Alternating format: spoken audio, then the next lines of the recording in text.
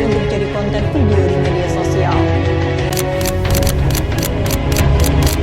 Untuk itu, orang tua khususnya diminta untuk melakukan pengawasan yang cukup ketat pada anak-anaknya saat bermain gawai dan media sosial. Instagram ini dinobatkan sebagai media sosial yang paling sering digunakan untuk melakukan perundungan atau bullying secara online. Korban telah melakukan tindakan pencemaran nama baik hingga cyberbullying. Sebuah akun TikTok memposting video yang berisi hinaan terhadap Gubernur Sumatera Utara Bobi Nasution dan mantan Presiden Joko Widodo. Dengan teknologi yang semakin canggih, para penipu kini dapat meniru suara dan juga membuat pesan yang tampak meyakinkan. Sejumlah warga dari berbagai daerah menjadi korban investasi bodong dari sebuah aplikasi. Mereka harus menanggung kerugian hingga miliaran rupiah.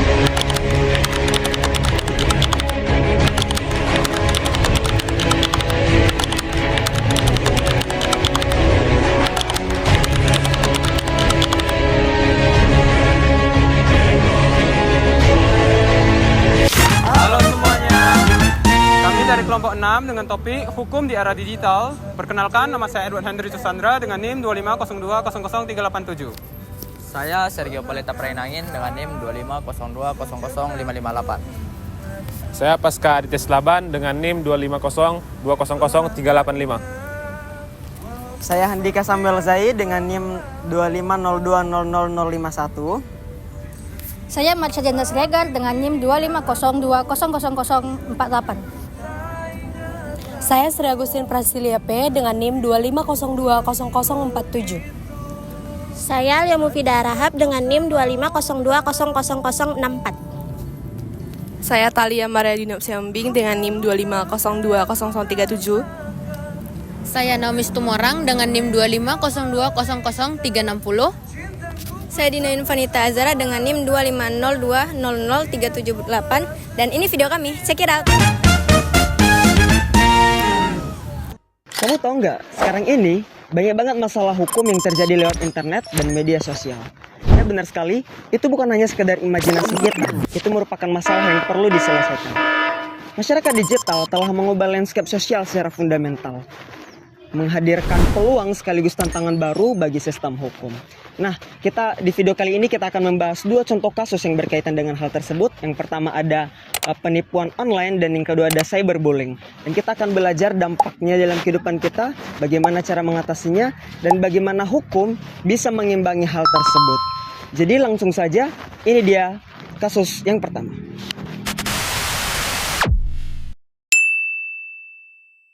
Cok, kalian lihat cok mukanya cok, tengok postingan nih. Jelek kali Pal. Jelek kali ya. Parah ya. Parah kali ya. Hapus saja. Kita komen kan? Komen. Nggak cocok bilang. Nggak cocok. Nggak cocok jadi konten kreator kau.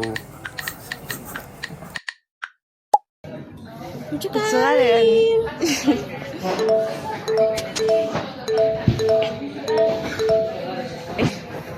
Serius nih orang-orang. Kenapa?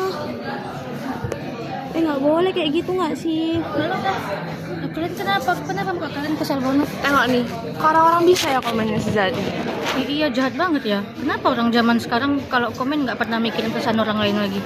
Iya kan, padahal kayak komen-komen kayak gini tuh bisa bikin mental orang down loh. Iya, sakit hati kan. Ini apa nggak bisa kita lapor ya? Jadi pencemaran nama baik gitu. Bisa nggak sih? Iya.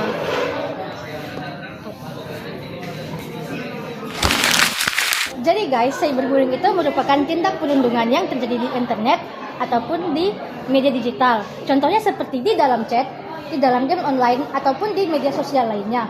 Nah, bentuk cyberbullying ini bervariasi mulai dari ejekan, hinaan, ancaman, atau bahkan penyebaran informasi palsu terhadap korban dengan tujuan untuk menjatuhkan reputasi korban.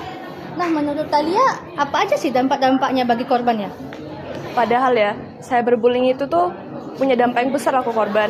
Mulai dari dia gak berani lagi ngepost dirinya di sosmed, terus mentalnya ngedrop, sampai dia merasa dirinya gak berharga lagi. Dan juga secara hukum, perilaku cyberbullying ini juga melanggar undang-undang ITE loh. Salah satunya khususnya di bagian penghinaan dan pencemaran nama. Dan menurut kalian, kenapa ya orang-orang suka lebih suka membuli itu secara online dibanding offline? Mungkin karena mereka tuh ngebulinya di sosmed, mereka ngerasa anonim aja, makanya mereka lebih pede ngebully orang lain. Iya ya, masuk akal kan, karena nggak ada yang tahu kita ini siapa, jadi dia bisa bebas ya membuli. Padahal dampak itu banyak banget bagi korban. Kita kan udah banyak juga dengar kayak berita-berita korban perundungan itu depresi sampai bunuh diri, kan kasihan ya. Dan menurut kalian gimana? Apa sih penyebab orang-orang suka melakukan cyberbullying?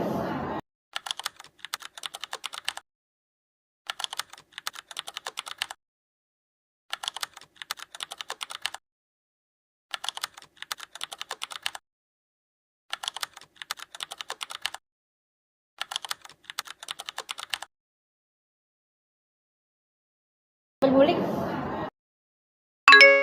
Wah, murah banget nih.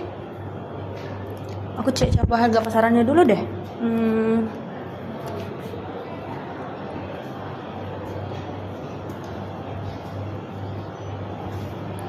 Wah, masih dapat nih. Harga pasarannya sekarang di 23 juta. Kalau dia di sini dapat nih 15. Aku coba tanya sellernya dulu deh.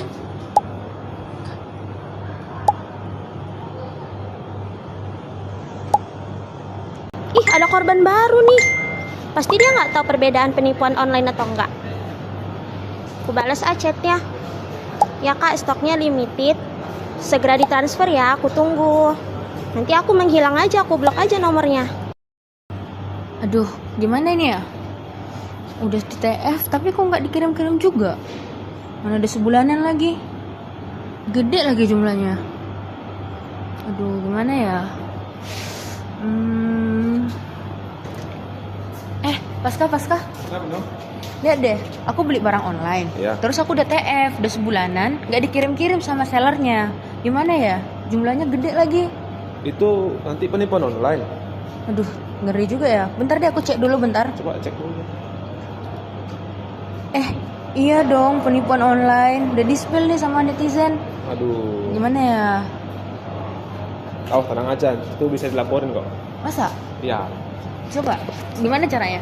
Nah, jadi teman-teman, dari kasus tersebut itu merupakan kasus pelanggaran online. Nah, jadi biasanya konsumen itu merasa tertarik dengan harga yang murah tanpa mengetahui latar belakang si penjual. Dari kasus tersebut, akhirnya si konsumen pun merasa dirugikan secara finansial. Nah, biasanya itu merupakan pelanggaran hukum yang berkaitan dengan pasal 28 ayat 1 dan pasal 45A ayat 1 UU ITE.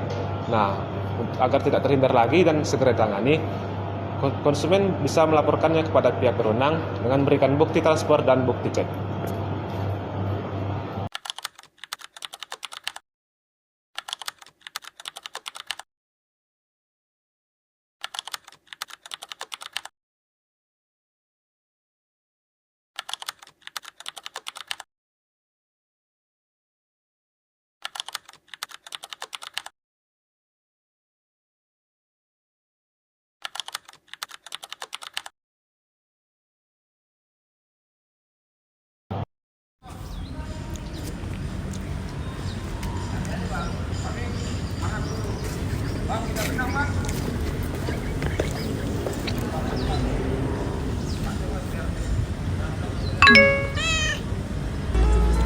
Loh, kok ada video aku di sini?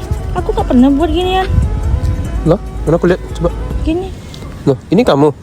Enggak, aku gak pernah buat. Loh, suaranya kayak kamu loh. Sumpah, aku gak pernah buat kayak ginian. Coba cek dulu, betulan nggak? Gimana nih? Dipikir aku yang buat.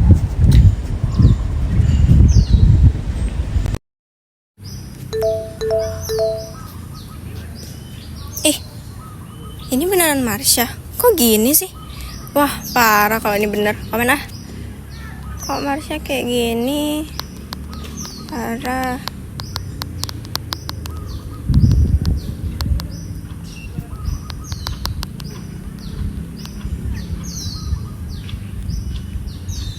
Beneran sih dia kayak gini.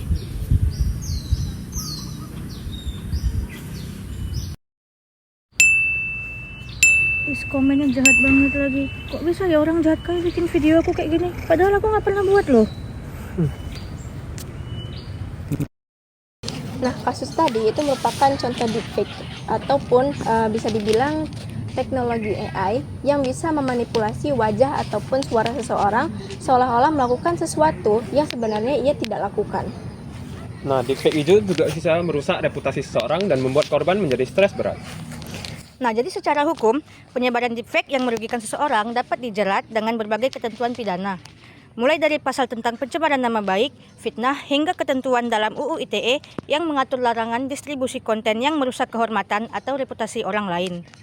Dalam KUHP, perbuatan tersebut dapat masuk ke pasal 310 dan 311. Sementara itu, dalam UU ITE, pelaku dapat dikenai pasal 27 ayat 3.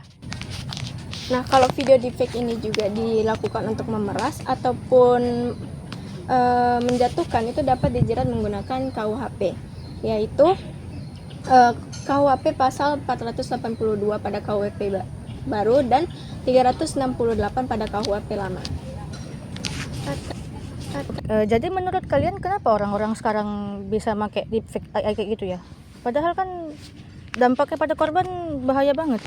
Menurutku karena teknologi AI itu pada sekarang kan mudah diakses dan apalagi aplikasi kayak gitu kan biasanya gratis kan.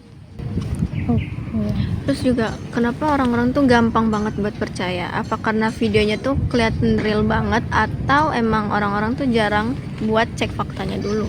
Ya kalau sekarang aku tengok teknologi kan makin canggih ya. Emang videonya nampak nyata banget sih.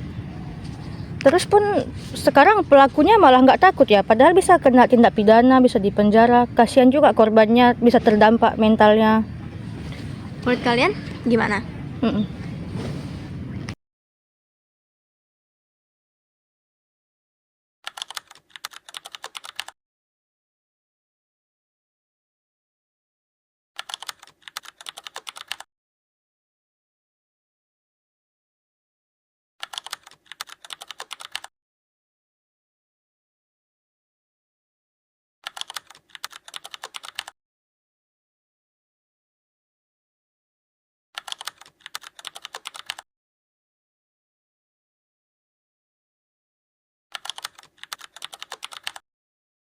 Dari kasus tadi, kita dapat melihat era digital bukan soal teknologinya aja, tapi dampak sosialnya juga loh. Cyberbullying dapat mengakibatkan korban menjadi stres, mengurung diri, dan juga hilangnya rasa percaya diri. Yang kedua, penipuan online. Penipuan online dapat mengakibatkan korban menjadi trauma, takut transaksi lagi, dan juga rasa hilangnya kepercayaan antar pengguna. Di era digital, berbagai bentuk aktivitas manusia sudah berpindah ruang ke ruang online, di mana hal ini menyebabkan banyak sekali bentuk kejahatan digital baru, bukan hanya penipuan ataupun penghinaan, tetapi sudah mencakup penyebaran hoaks, penipuan data pribadi, akses ilegal, manipulasi informasi, dan berbagai bentuk kejahatan digital lainnya. Di Indonesia, landasan hukumnya itu menggunakan Undang-Undang ITE nomor 11 tahun 2008 tentang informasi dan transaksi elektronik, yang kemudian diperbarui melalui Undang-Undang nomor 19 tahun 2016 dan perubahan keduanya itu nomor 1 tahun 2024. Undang-Undang ITE mengatur larangan penyalahgunaan data, distribusi konten merugikan, dan tindakan manipulasi dalam sistem elektronik. Selain itu, perbuatan digital juga dapat dijerat menggunakan ketentuan pidana umum dalam KUHP sebagaimana berlakunya sebagai hukum pidana nasional. Pasal-pasal terkait penipuan, pengancaman, pemerasan, pencemaran nama baik itu dapat dikenakan walaupun hal itu terjadi secara online. Dengan demikian, ruang digital bukanlah wilayah tanpa hukum. Setiap tindakan yang melanggar hukum, baik itu di dunia nyata ataupun di dunia maya, tetap memiliki pertanggungjawaban pidananya. Solusinya mulai dari diri sendiri, jaga etika digital, berpikir dulu sebelum berkomentar, dan jangan asal klik atau beli barang. Nah, ketika kalian menjadi salah satu korban, jangan lupa untuk menyimpan bukti chat dan transfer, lalu segera lapor ke pihak berwenang. Nah, menurut kalian, siapa yang paling bertanggung jawab atas masalah hukum di era digital? Drop jawaban kalian di bawah komentar ya. Terima kasih. Demikian video dari kami, semoga video ini dapat bermanfaat untuk memahami pentingnya hukum di era digital. Dan akhir kata kami ucapkan